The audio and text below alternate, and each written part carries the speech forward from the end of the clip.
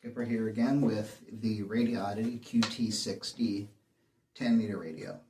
Now, this radio is one of the few import 10-meter radios that you could actually do CW with, and that's why I bought it instead of the General Washington, the President General Washington, which is a really nice radio that I'll probably end up with anyway.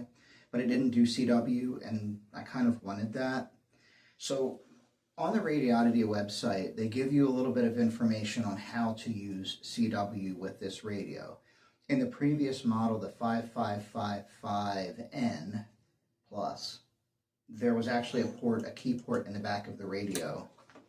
Would have been here, but there is no key port in the current radio. And so if you go onto the Radioditty website, it says that that is a bonus feature. Bonus features? Yeah. Bonus features. And you might need to modify your microphone in order to do CW with the radio. I'll show you a picture of that. So here's the only mention of the method for starting CW on your QT60. This is from the Radioditty website. It only mentions CW here. This is it. This is the entire mention.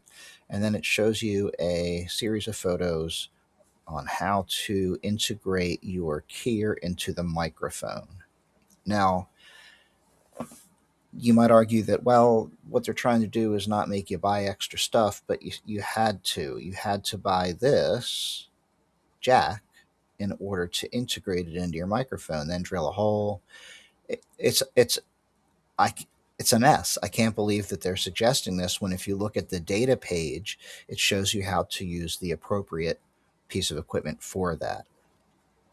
So here's the correct way to interface your straight key with a Radioditty QT60, also known as the Anytone 555n.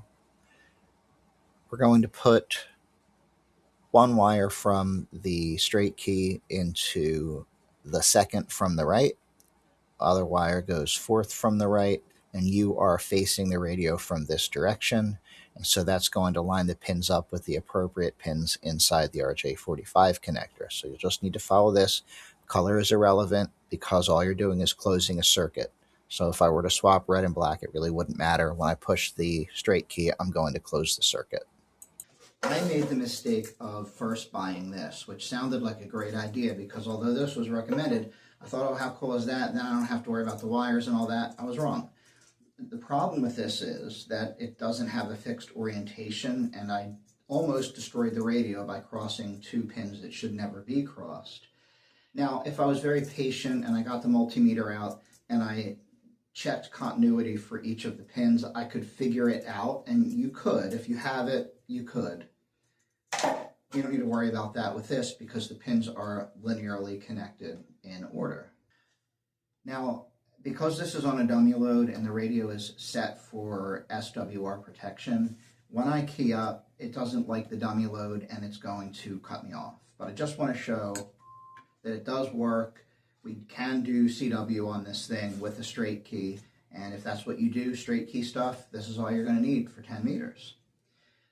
If you're a paddle person, that's a whole other thing, and I've sort of become a paddle person relatively recently, and I personally don't care to go back to a straight key. So what I'm going to do next is I'm going to use an Arduino to make a keyer, because again, this radio does not have a keyer in it. I'm going to need to make an interface for this to this so that when I use the paddles, it recognizes what I'm doing. And in the software, I'm going to set it so that we can have different WPM values.